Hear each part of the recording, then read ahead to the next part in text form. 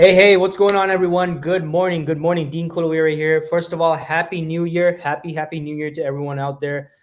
Great for you to be joining me here, and hope you had a fantastic holiday season. Hope your last bit of 2021 was amazing and great, and hopefully maybe you got to spend some time with friends, family, and all that. But even if not, hopefully you've been putting in and looking forward to an even better 2022, all right? Whatever your situation is. So that being said, happy 2022, folks. And again, let's look for. I know it's been a tough, not just past year, but past couple of years, right, with this whole pandemic and stuff like that. So look, I hope you're doing great. I hope you're keeping well and you're keeping positive. And I'm gonna continue doing my thing on here to provide value to you folks in your job search, as well as in recruitment and all that good stuff. Shout out to everyone on LinkedIn, YouTube, Facebook, Twitter, where else? Instagram as well. Instagram, shout out to my Instagram people out there tuning in. And also, if you want to follow me, by the way, if you're tuning in and you want to follow me on my other social channels, you can check out my link tree. It's linktr.ee/DK Tech Recruiter. For those of you tuning in on Instagram, just go to my profile. It's in my bio. There's a link to my link tree if you want to follow me on there. Those of you tuning in for the first time, my name is Dean. Nice to meet you. Thanks so much for tuning in. I'm an IT recruiter. Been working in the industry for about 8+ years. Recently launched my own staffing business, my recruitment agency business in around September. And I specialize in recruiting IT professionals, specifically, primarily for the Greater Toronto area. I can barely speak. So look, if you're an organization, if you're an IT professional, definitely make sure you connect with me if you're in the Greater Toronto area or anywhere in Canada for that matter. And I'll definitely see if there's any way I can assist you, whether you're looking to recruit amazing people or you're one of those amazing people looking for your next opportunity. All right. So definitely feel free to check me, reach out to me and connect with me. Follow me, connect, subscribe, whatever you want to do. All right.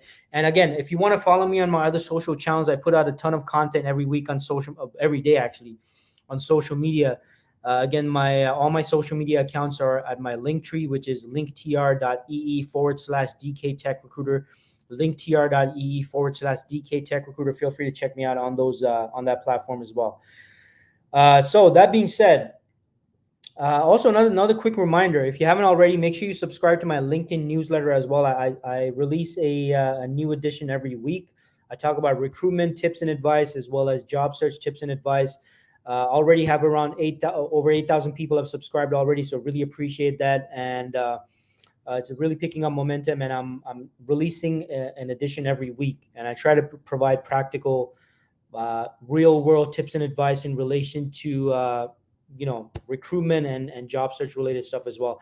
If you want to subscribe to that, just go to my LinkedIn profile, and you'll see there's a featured section, and in the featured section there should be one of my LinkedIn articles. So you just click on that, and it should give you an option to subscribe to my newsletter as well.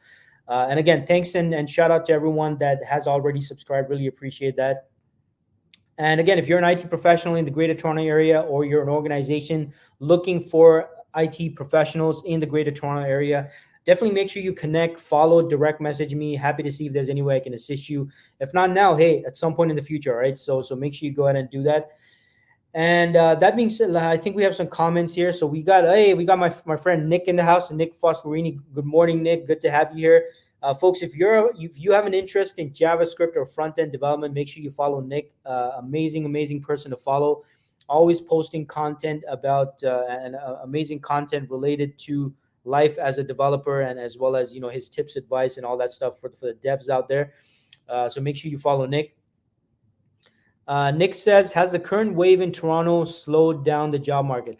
Nick, in my opinion, I haven't noticed any drastic changes. I mean, maybe there are some ebbs and flows here and there, but for the most part, I would say no. I mean, it's still business as usual, especially in IT, especially in tech. Now, other sectors, other areas of the job market, I'm not sure, but in IT and tech, I would say no, because I think many companies, and especially within the field of IT, I mean, many companies have adapted to most of their employees, or many of their employees, working remotely. So any restrictions on due to this next wave, I personally have not seen this. Any other recruiters watching or tuning in want to chime in on that? Hey, definitely want to hear from you as well.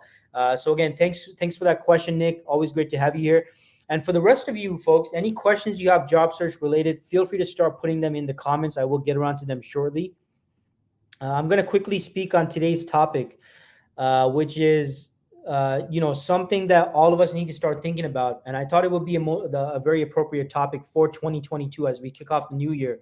That is getting clear about what you want, folks, your targets, your goals. This applies whether you're an organization. I don't care if you're an organization, you're a hiring team, you're a recruiter, or you're a job seeker. You're on the job seeking side of the equation. Doesn't matter. Getting clear about what you want is very, very important if you haven't done so already. And I thought, hey, this is the best way to kick off the new year, right? So we got my friend Gopi Royal on Instagram who says, hi. Hey, Gopi Royal, good to have you here. And thanks so much for tuning in.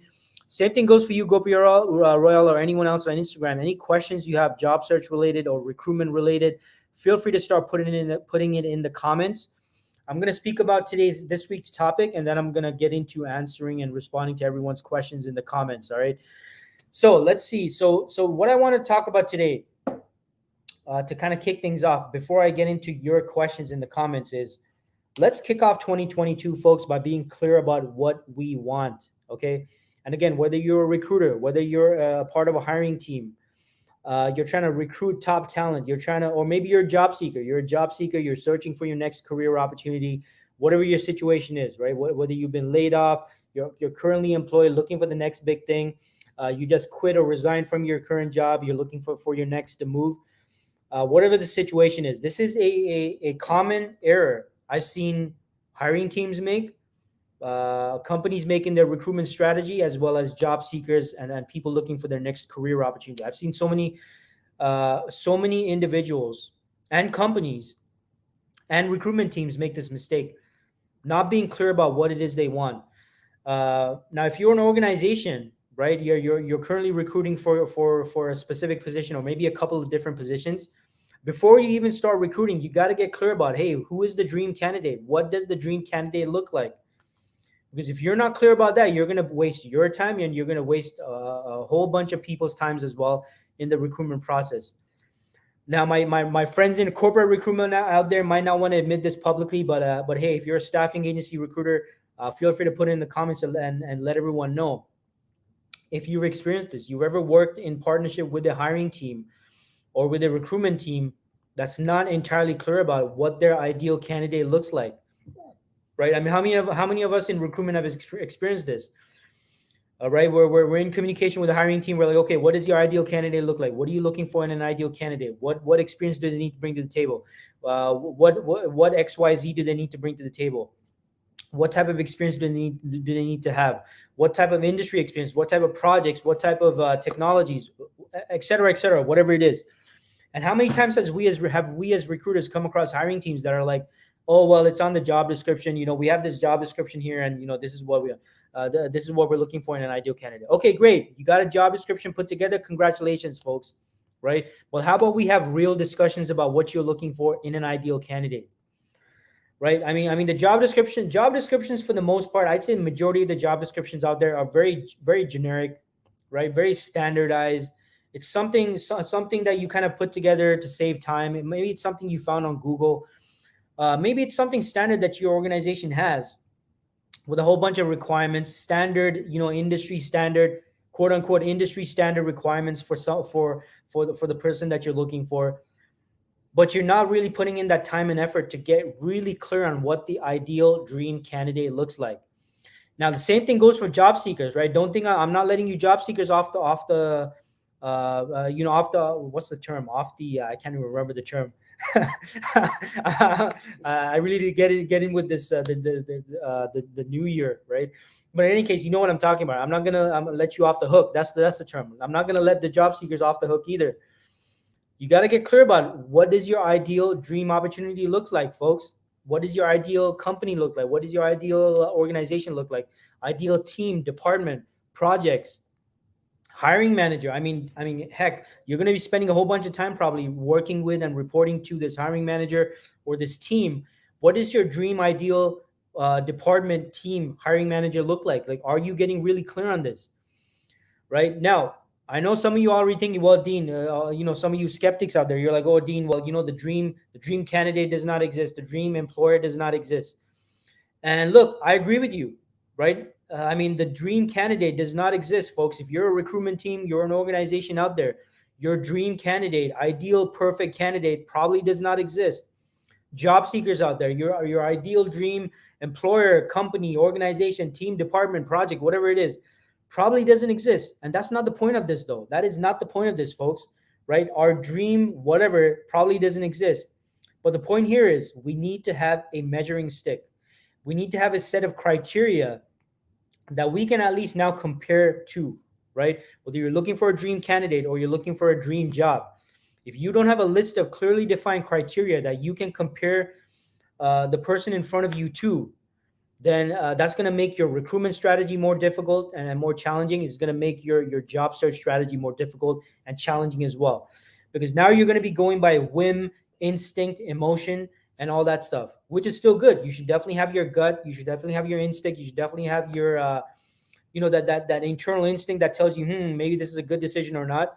That's important. I'm not saying that's not important, but we also need to have a list of logical criteria that you can now compare to and that you can use to evaluate and back up, right? Any of these emotional instincts and other stuff that you might have that you might have when you're making a decision, whether you're trying to recruit someone for your team or whether you're a candidate considering a job opportunity. So you got to get clear about what this ideal is so that you have that measuring stick. So you can, again, compare this to something and make sure that you're staying logical. And that is the third important thing, right? It helps you stay logical. If you're clear about, hold on, my Instagram just disappeared. Not sure what the heck's going on here with Instagram. I always have issues with Instagram. Anyway, sorry about that, Instagram folks, but hopefully you are still there. So that is the whole point of this, folks, like to help us stay logical, right? If you're not being really clear about what the ideal candidate looks like, what the ideal career opportunity looks like, you're going to be making your decisions based on excitement and emotion and a whole bunch of stuff, which might lead to buyer's remorse, right? For those of you unaware with the term buyer's remorse, how many of us have gone out there and bought something or purchased something, a product, solution, service on a whim without having logical reasons as to why we're doing it, and experience buyer's remorse? We regret we buy something, we come home and we're like, maybe I shouldn't have done that. And now you're regretting the decision, right? I remember a few years back, I actually experienced this when I joined a company. I was working for another company. And I accepted the job offer because I was so excited. I was emotional. I was excited at the interview. But I didn't take the time to really take a look at, hey, is this a good logical decision for me as well?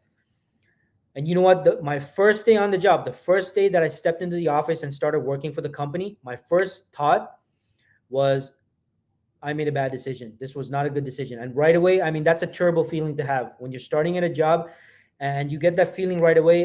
Maybe I made a mistake. I don't think this is a good decision that I made. It's the worst feeling, right? If you ever experienced this, let me know in the comments.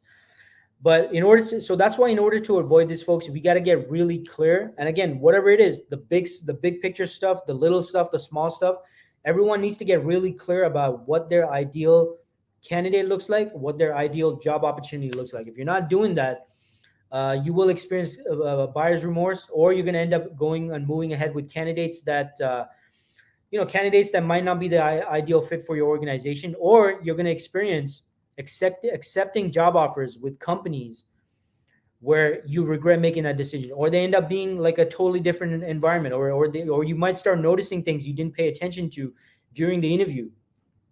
So that is my advice to you as we kick off the new year for 2022. Everyone, whether you're a recruiter on a recruitment team, whether you're a hiring manager looking to grow your team, or whether you're a job seeker looking to consider new opportunities right now, everyone needs to get really clear. Take the time, take out a sheet of paper, however you want to do it. Maybe you're high tech, maybe you're like a high tech person. You like to do the note taking stuff on your smartphone. Fair enough, do it like that way.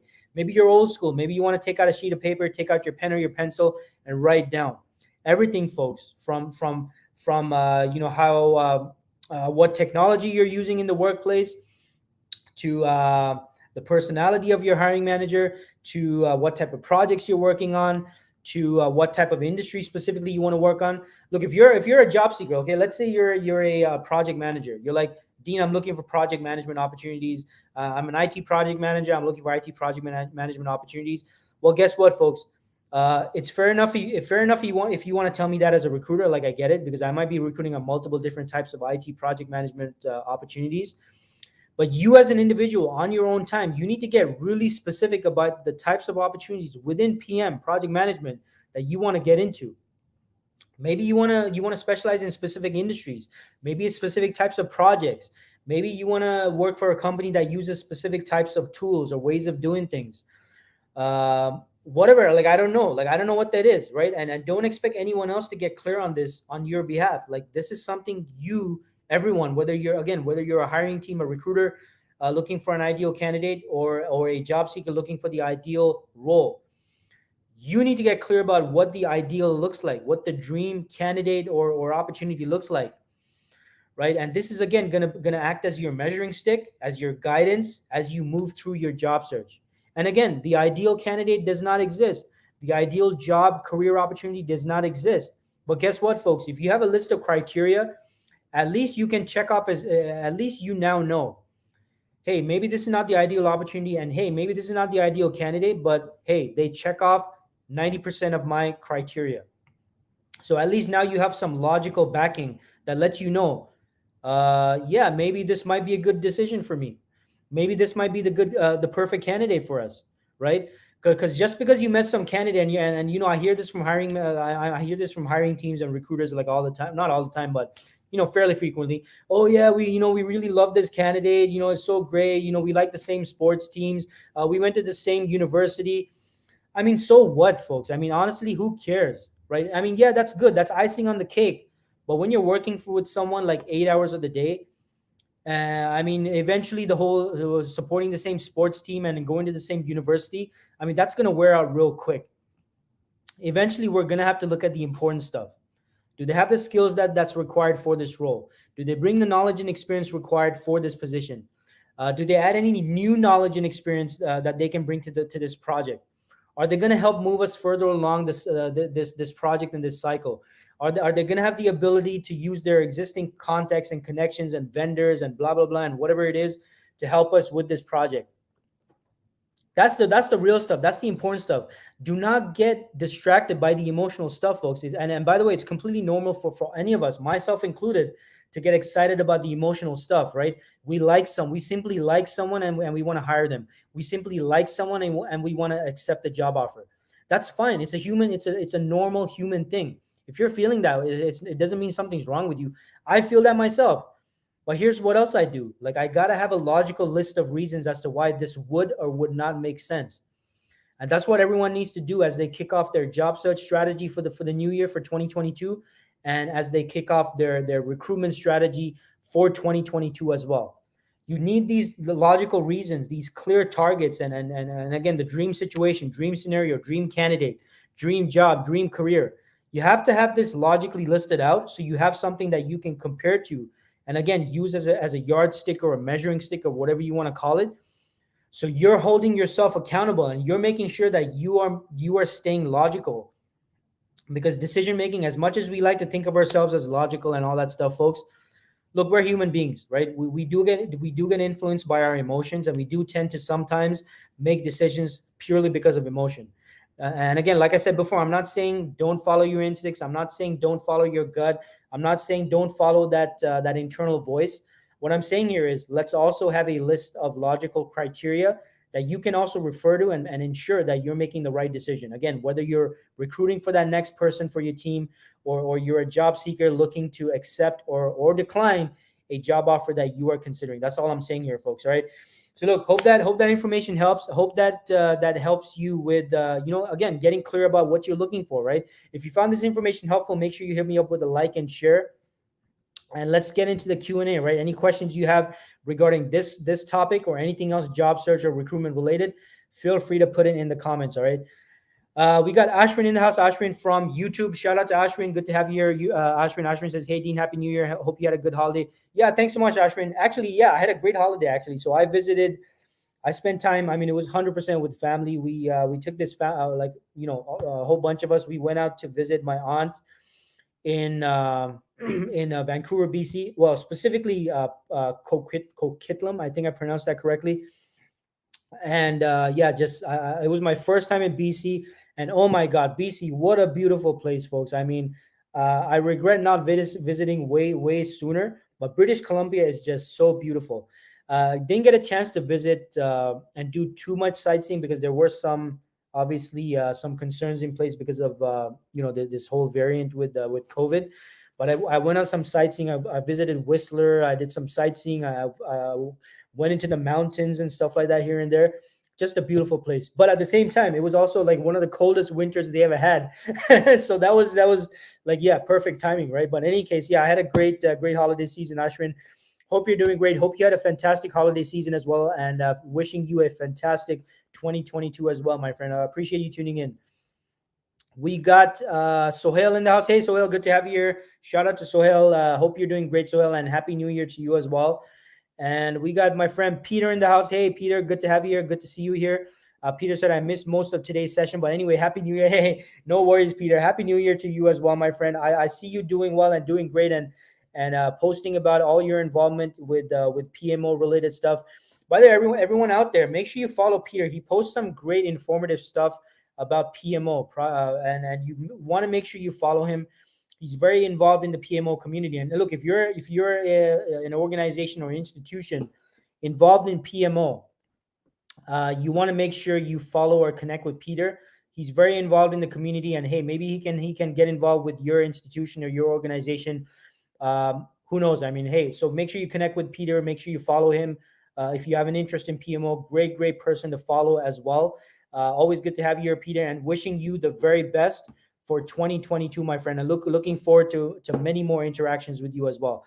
So looks like that's it, folks. Looks like I don't see any job search related questions. So appreciate everyone tuning in. And again, if you want to follow me on my other social channels, make sure you follow me on I'm also active on obviously LinkedIn, YouTube, Facebook, Twitter, Instagram, TikTok as well. So make sure you check me out on my other social channels. You can see all the links on my Linktree account. So go to linktr.ee/DK Tech Recruiter. Right down here, linktr.ee/DK Tech Recruiter. Those of you on Instagram, just visit my profile. The link is in my bio for my Linktree, and follow me on all my social channels. I'm always putting out job search and recruitment related content. So I'm sure you'll get some kind of value from that. And let's see, I think we have some more questions here. Oh yeah, looks like we do have some questions. All right, so I'm not going to end it right away. So Ashwin says, "Hey Dean, how would you start looking at different cities and provinces and target them? Is it better to start off fresh with less crowded cities like Winnipeg or Alberta instead of Toronto or BC?" Yeah, Ashwin, so this is something and this is a great question, by the way. So this is something I definitely recommend to people that are looking to move into Canada or maybe in different Canadian cities and trying to get into a different Canadian city. Yeah, I mean, look outside of Toronto as well. Toronto is very competitive. I mean, there's always people looking to get into Toronto from other countries, and not just other countries, other cities within Canada as well.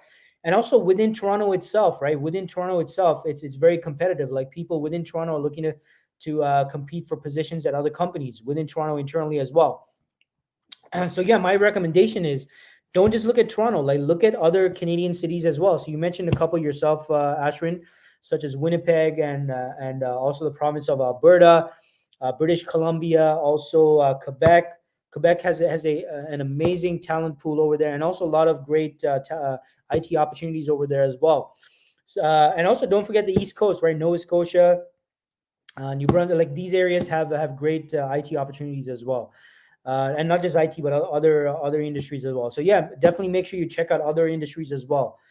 So thanks for your question, Ashwin. Hope that helps. We got Sohail says, right now, do you have any SAP QA job opportunities? Not right now, Sohail, but definitely let's stay in touch. I know that you that is something you specialize in. So if I do come across anything, I'll definitely let you know. But yeah, let's stay in touch, Sohail. But anyone else out there looking for an SAP QA, reach out to Sohail. He might be able to help you out with that. All right. Peter says, thanks a lot. Hey, no worries, Peter. Always good to have you here. Thanks so much for tuning in as usual, my friend. And so we got a question from Anuj on Instagram. Anuj says, is there any IT opportunity for freshers coming for MS in Canada? Yeah, I'm not sure what you mean by MS. And, I've said this before, folks. I caution against using abbreviations because maybe some abbreviations might be different in your country or where you're from versus maybe you're now in a new country and people don't use the same abbreviation. So be really clear about what because I'm not sure what MS means. Like, I don't know if that means multiple sclerosis. I don't know if that means masters in science, or I don't know what that means, right? So maybe you can clarify that, Anuj. Masters of Computer Science. Okay. All right. So thanks for clarifying that. So Anuj's question is there any IT opportunities for freshers coming for Masters of Computer Science in Canada? Yeah, there are. There's always opportunities, Anuj, right? So yeah, I mean, there's definitely opportunities out there. So let's see here. So there was another question. Go P Royal on Instagram says summary is technical education mandatory for getting a job into web development? Not necessarily, Go P Royal. I mean, but the important thing is, do you have practical experience with web development, especially if it's a role that you're applying for, whereby the company needs prior experience? And maybe you come from a totally different background, right? Maybe you come from a totally different background, like maybe you studied business, for example, but but even though your degree was in business or finance or something else, you had an interest in development, and you kept on doing these side projects and developing websites and web development, et cetera, et cetera. Well, in that case, the employer is probably going to more so look at the fact that you do have the ability to create websites and actually perform the duties and responsibilities of a web developer, versus the fact that you don't have any educational qualifications in web development. The practical experience in most cases outweighs the any educational requirements for the role. Like, that's just what I've seen. There might be some exceptions out there, Gopi Royal. Maybe there might be some employers where they're like, yeah, we need someone with specific educational qualifications. But for the most part, if you have practical ability as a web developer, then I mean, they're gonna probably look at that much more than your educational qualifications. So Gopi Rao says, yeah, I come from an arts background, but have 2 years web development. Yeah, so I mean, that should be fine, right? If you have 2 years practical hands-on web development experience, that's probably going to count. I mean, much more than the fact that you come from an arts background. So I don't think that should be an issue, right? So great question there, Gopi Rao. Hope that helps. Peter says, I heard that even Quebec's language is French. You can still find jobs there with the same effort as example in Toronto with only English knowledge. What's your point of view? Yeah, I mean, I would say in Quebec, Peter, and look, I have not personally extensively recruited in the province of Quebec, but what I found is certain areas in Quebec, they do require people to be bilingual, like French, English, bilingual, and definitely leaning more heavily on the French side. But then there's other areas within Quebec, for example, Montreal, for example, where some companies, like, they don't even require you to know both French and English, where some companies it's like, yeah, if you know English, that's fine. But I would say for the most part, Quebec, many companies do require someone to be bilingual, like French, English, bilingual, because they might have customers or bulk of customers that are French speaking or primarily French speaking. And or if not customers, maybe internal team members, stakeholders, vendors, and a whole bunch of stuff. So yeah, Quebec, I would say it depends, right? But that's a good point. I mean, some companies in Quebec do require bilingualism, like French and English bilingual, and definitely being very fluent in French. So great point there, Peter. So that being said, folks, looks like that's all the questions we have for now. So I hope today everyone got great value out of today's session. Again, if you did, make sure you hit me up with that like and share.